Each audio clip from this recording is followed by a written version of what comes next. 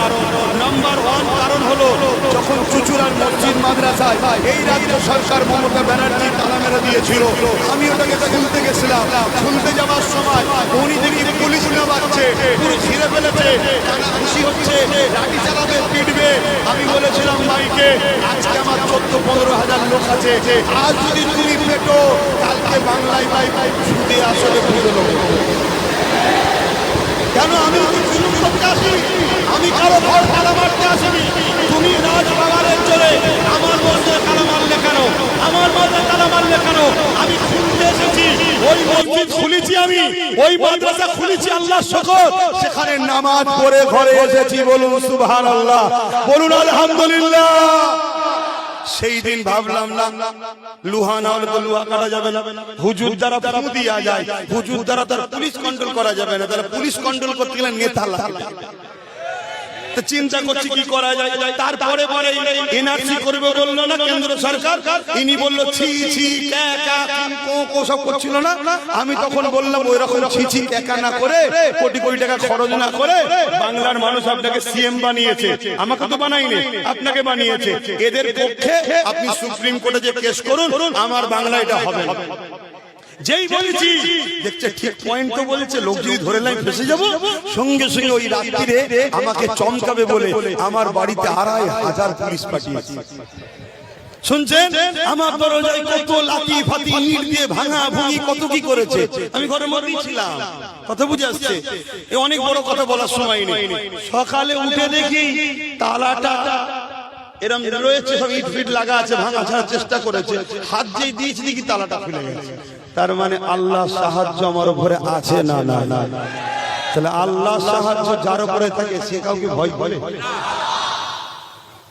তখন আমি ভাবলাম আর দেরি করলে হবে না। 17 ডিসেম্বর পুলিশ পাঠিয়েছিল, 21শে জানুয়ারি এর মধ্যে নওশাদকে বুঝালাম, হ্যাঁ আমি তো হুজুর হয়ে গেছি, জলসা টলসা করি, বাবারা বাবারা করছি, তো তুই তো এখন হুজুর হোসনি, তুই তো খেলাধুলা করছিস, পড়াশোনা করছিস, একটা কথা বলবো, রাজনীতি করবি? ও বলছে রাজনীতি কি কথা, আমি তো কোনোদিনই জানি না, ওকে কেউ চেনেও না, তো চেনে নাকি? আমি বলি আমি তোর গার্ড দেবো, বুঝিয়ে বাজিয়ে রাজি হবে না। আমি অনেক করে বুঝিয়েছি, দেখ মানুষকে বাঁচানো, দেশের জন্য লড়াই করা বিরাট পুণ্যের কাজ, আল্লাহ আরশাজিমে ছায়া দেবে বলেছে নাই পরার নেতাদের ঘরে। বলুন সুবহানাল্লাহ। এরা অনেক বুঝিয়েছি, বুঝিয়ে যাক আল্লাহর হুকুম রাজি হয়ে গেল। রাজি হয়ে যে কলকাতায় 21শে জানুয়ারি পতাকা ঘোষণা করে ওর হাতে তুলে দিলাম। এবারে প্রথম বছর ওকে কেউ চেনে না, একটু প্রচারে না নামলে হয়, ডাইরেক্ট আমি আইএসএফ এর ব্যানারে প্রচার করেছি, স্বীকার করছি, হারাম কাজ করিনি, যখন কাউকে ভয় করিনি, প্রচার করে আল্লাহ করে ভাঙরের মানুষকে হৃদয়ে জায়গা দিই।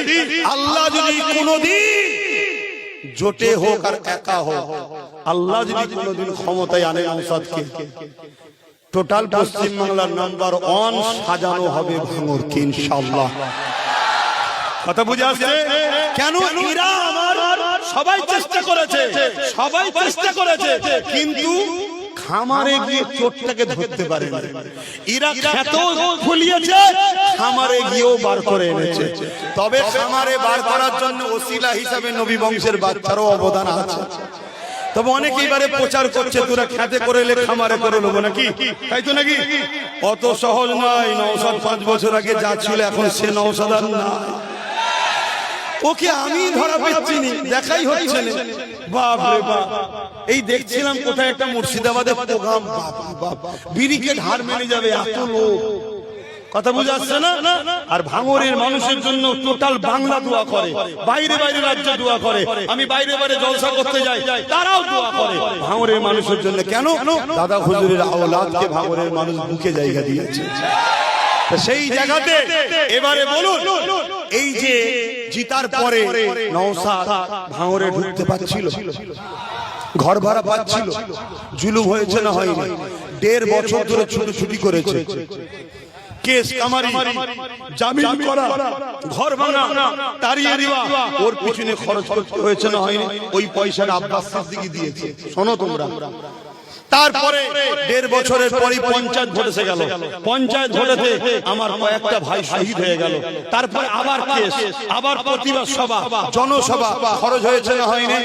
সেই পয়সা আব্বাস সিদ্দিকীকে দিতে হয়েছে।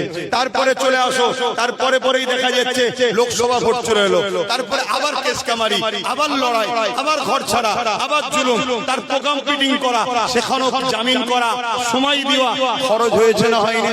তারপরে চলে আসো, আবার চলে এলো কি বলে ওয়াকফ বিল, তার জন্য আন্দোলন, তার জন্য সময় ব্যয়, তার জন্য অর্থ দিয়া, তারপরে চলে এলো এসআইআর, তার জন্য আন্দোলন, তার জন্য অফিস তৈরি করা। নওশাদ ভাঙড়ে এত বিএলওদের সঙ্গে ছেলেদেরকে লাগিয়ে এত সুন্দর কাজ করেছে, ভাঙড়ের মানুষ মাত্র 3000 ডিলিট। আর এই 3000-এর মধ্যে বলে যাচ্ছি, শুধু ভাঙড় না, সব জায়গায় যাদের 2000 দিয়ে লিঙ্ক আছে তারা নিশ্চিন্তায় থাকো, নামের বানান আগে কিছু ভুল থাকার যাই থাক, ওর ঘাড়কে তুলতে হবে। কথা শুনছেন না শোনেন? পাগলামি সব জায়গায় করলে হয় না। দেশের সংবিধান যখন সাথে আছে, সব বেটাকে সংবিধানের সামনে ঘাড়কে নত করতে হবে। কথা বুঝে আসছে না? না, কিন্তু আজকে সিএম বলছে আমাকে জিতাও, আমি তুলে দেবো। হ্যাঁ গা, তোমার বেলাতেই তো সব নাম কাটা গেল, তুমি তো রুখতে পারলে না, তো তুলবে কি করে হবে? মানে বোকা বানাচ্ছে আবার। তো যাই হোক, এত কিছু সময়ের মধ্যে এক সময় গেছে, খরচ গেছে, পেরেশান হয়েছি, হসপিটাল করার সময় পেয়েছি। এক দ্বিতীয় নম্বর কথা, এই রাইনুরকে চেনো? ও আমার সংগঠন করতে হলে সুন্নতুল জামাত, এখন ও ভাইয়ের সাথে চলে গেছে। আর একজন মিন্টু শিকারি আছে, কথা বুঝে আসছে, ও আমার সংগঠন করতো, কথা বুঝে আসছে। তা সেই জায়গায় দাঁড়িয়ে থেকে ওদের দুজনকে ফোন করতাম, ভাই জমি দেখ, জমি দেখ, ভাই জমি দেখ। ও দুদিন পরে বললো ভাই জমির কথা চলছে, আবার দুদিন পরে বলছে ভাই ওকে হুমকি দিয়েছে, ও জমি দেবে না বলছে। এখানে হুমকি চুমকি দখল হয় না, হয় না? ধরে বলো। তাহলে আজকে কেউ ভোটের সামনে এসে বলবে হসপিটাল কোথায়? ওই পাগল মমতাকে বলেছিস হসপিটাল কোথায়, মাদ্রাসা কোথায়, 10,000 জিজ্ঞেস করেছিস? তো ছাল চামড়া গুটিয়ে ফেলবে, আমরা গুটোইনি বলে বলছিস না? তারপরে দ্বিতীয় নম্বর কথা, কেউ বাইরে দিয়ে বলবে আমি জায়গা দেবো, এতক্ষণ কোথায় ছিলে? যদি জায়গা দিবেন ইচ্ছা যাই বাইট দিচ্ছে কেন? তার মানে তুমি ওদের লোক, তোমার ভয় নেই, শুধুমাত্র ইমোশনাল ব্ল্যাকমেল করছো যে দেখেছো জায়গা দিবার লোক আছে, আব্বাস করেনি। কথা বুঝছেন না, বোঝেন না? আমি এতটুকু জানতে চাইছি, এই যে প্রেশানের মধ্যে পড়লাম, এর মধ্যে আমার কোনো ভুল আপনারা পাচ্ছেন? যদি পান বলুন। আর হসপিটালে আমি করেছি না নওশাদ? জোরে বলো। যদি ভুল হয় দোষটা আমার না নওশাদের? আমার। আমি চাই না আমার জন্য ওর উপরে তোমরা মন খারাপ করো। শেষ কথা বলছি, ধরুন আমি আমার ভাইকে বললাম তোকে ঈদের সময় একটা গাড়ি কিনে দেবো, কথা বুঝে আসছে? আর কোন কারণে ঈদ আসার আগে ও অসুস্থ হয়ে গেল, ওর পিছনে 5-10 লক্ষ টাকা খরচ হয়ে গেল চিকিৎসা করতে গিয়ে, এখন টাকা নেই, গাড়ি কিনতে পারিনি। এর জন্য ভাই যদি ঈদের দিনে বলে আপনি আমায় ভালোবাসেন না, মিথ্যা কথা বলেছেন, এটা কি ওর বলা উচিত হবে? তা আমি যে পয়সা খরচ করেছি প্রতিবার সবাই কেসের পিছনে জুলুম করছে, তাকে রক্ষা করার জন্য, ওই পয়সায় হসপিটাল হতো না, হতো না? আজকে সরকারে তুমি, রাজ্য তোমার, পঞ্চায়েত তোমার, এমএলএ তোমার, কি বলে 10 বছর এমএলএ ছিল তোমার, এমপি তোমার 15 বছর, তুমি করতে পারোনি কেন? আর আমার একটা এমএলএ তাকে ঢুকতে দিসনি, পঞ্চায়েতে তার ছেলেগুলোকে খুন করলি, সব কিছু করার পরে আজ জিজ্ঞেস করছিস হসপিটাল কোথায়?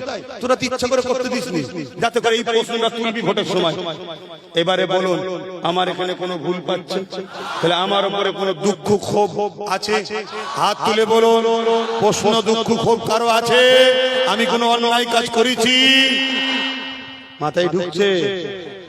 এত কথা বলতাম না, আমায় যখন ঘাটাবি আমাকে তো একটু বলতে হবে।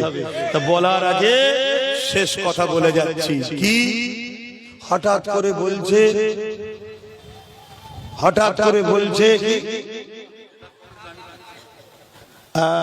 তার আগে কি বলছে? আমার সন্দেহ হচ্ছে একে, বলছে মার্ডার করে দেবে, বলছে না? আমারও সন্দেহ হচ্ছে, ওই না ছেড়ে দেয়। কেন? তোকে যে কারণে নিয়ে এসেছিলাম তুই আর উপযুক্ত নয়। একটাকে জেলে ভরে দিয়েছি, এদিকে দেখছো না বুলেট করে ঘুরে, তোকে তো ভেবেছিলাম হয়তো তুই উদ্ধার করবি, তুই তো দেখলাম বাঘের জায়গায় এখন ছাগলটাই বেড়ে গেছিস। তা তোকে আর রেখে লাভ নেই, চ। কথা বুঝে আসছে না? হঠাৎ করে কোথায় পুলিশের কাছে খবর নেই, কারো কাছে খবর নেই, এটার কাছে খবর নেই, ওনার কাছে খবর চলে গেল কি করে? তোমার সন্দেহ হচ্ছে, কথা মাথায় ঢুকলো? এখন বলছে 2 লক্ষ চাকরি আরো হবে। আমি আবার বলছি তোদেরকে এয়ারপোর্টের নামে উচ্ছেদ করবে। সেদিন লড়াই না করে তোদের পক্ষ থেকে তোদের ভাই যে এতদিন লড়ছে তাকে সামনে ঠেলে দে। সে যেমন 5 বছর সই দেয়নি, আগামী 10 বছর 15 বছর 20 বছর ওর সই কোনো মায়ের বেটা নিতে পারবে না। কেন? ওর পাশে রাগী সিংহ আছে, ও আমাকে ভয় করে।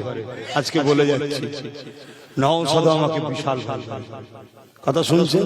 আর এটাও বলে যাচ্ছি ওর ভুল হলে কেউ যদি ওকে নাও ধরে ওকে ধরবো আমি। কথা বুঝে আসছে? এবার কাজ করতে গেলে কিছু মিস্টেক হয়ে যায়, কথা বুঝে আসছে? সেই মিস্টেক গুলো এমন মহামারী মিস্টেকের কথা বলছি না, তারপরও ডেকে বলি। কোন একটা ক্যানিয়ে মায়ের চোখের পানি দেখে একটা কড়া ভাষা বলেছিল না নওশাদ, ওই দিন জলসা থেকে গিয়ে ধরেছি, এই তোর মুখে এইসব কি কথা? না আমি মায়ের চোখের পানি দেখে সহ্য করতে পারিনি বলে ফেলেছি। আমি যে একটা মায়ের চোখের পানি দেখে যে সুরে ধৈর্য হারা হয়ে যায়, কালকে তো লাখো মায়ের ইজ্জত বাঁচাতে হবে, ধৈর্য হারা হলে হবে। যে রাগে সে হারে, রাগলে হবে না। তোকে রাগাবার জন্য অনেকে বলবে, তোকে রাগাবার জন্য এটা বলবে, ওটা স্লোগান দেবে, এটা স্লোগান দেবে, তোকে হাসতে হবে। ও ভেতর ভেতর থেকে বুক ফিটে মারা যাবে। শুনছেন না শোনেননি? গতকালকে জলসা থেকে আসছি, এক জায়গা দিয়ে আসছি, আমার কাঁচ খোলা ছিল, জলসা নেমেছি তো, কাঁচ খুলে একটু বাইরে হাতটা দিলে হাতে লেগে হাওয়াটা ঢোকে। আমি এইভাবে হালান দিয়ে হাওয়া খাচ্ছি, আমাকে দেখে 2-5-10টা একটা কি জানো বলছে, কি বলছে সব বুঝতে পারছেন তো? আমি মুখটা ঘুরিয়ে হাসছেন, ঠিক আছে চালা চালা, কথা বুঝা? কিন্তু কি অসুবিধা আছে আমার? আমার কোন অসুবিধা আছে? আরে আমার ভালোবাসার মানুষদের সঙ্গে মুসাফা করা, দেখা করার সময় পাইনি তো দুশ্মনের ভালো সময় আছে। কিন্তু মনে রাখবে, যদি ঠিক দিনে ঠিক কাজ করো তাহলে ওই দিন টেনশন করতে হবে না। একটা শেষ উপমা দিয়ে যাব, সেই উপমা হচ্ছে এটা। একদল বন্ধু ফিস্টি করতে গেছে, পিকনিক করতে যাও তো, ফিস্টি যাবে, ডিজে গান বাজাবে না, ডিজে গান বাজালে হারাম। শুনছো? যদি ইনশাআল্লাহ আল্লাহ তোমাদেরকে জিতাবে, জিতার পরে বেশি আনন্দ ফুর্তি, গান বাজনা বাজাবে না, ডিজে বাজাবে না। কেন? 60 লক্ষ থেকে 93 লক্ষ মানুষ এখনো নাগরিকত্ব পায়নি, তুমি আনন্দ করলে এটা মানাবে? এটা মাথায় রেখো, কারো বিপদের দিনে মজা করতে না। তো আমি ওই বন্ধুগুলো ফিস্টি করতে গেছে, যাওয়ার পরে কি করে ভাই, চুলো ধরায়, ধরিয়ে পাত্র দেয়, পানি দেয়, কমসে পানিটা গরম হোক, এইদিকে আলু পেঁয়াজ গুলো কাটে, ঠান্ডা কলের পানি দিয়েছে, কথা বুঝে? একটা ব্যাঙ লাপাতে লাপাতে এসে ওতে পড়ে গেছে। মন দিয়ে শুনবেন, উপমাটা ভালো করে বুঝবে। ওতে পড়ে গেছে, পড়ে যাওয়ার পর ব্যাঙ ঠান্ডা কলের পানি তো ঘুরছে, বেশ আরাম লাগছে, পরিষ্কার পানি, কিন্তু কিছুক্ষণ পরে তলাতে আগুন ধরানো, গরম হচ্ছে। ও ব্যাঙটা ভাবছে হালকা করে পানিটা গরম হচ্ছে কেন, যাই হোক যা গরম হোক, শরীরে তো অসুবিধা হচ্ছে না, আবার লাফালাফি করছে। কিছুক্ষণ পরে আটটু পানি গরম হয়েছে, তাও বলছে শরীর তো মেনে নিচ্ছে। কিছুক্ষণ পরে আরো পানি গরম হয়েছে, তখন ব্যাঙ বলছে হারা, এই পানি তো আমার না।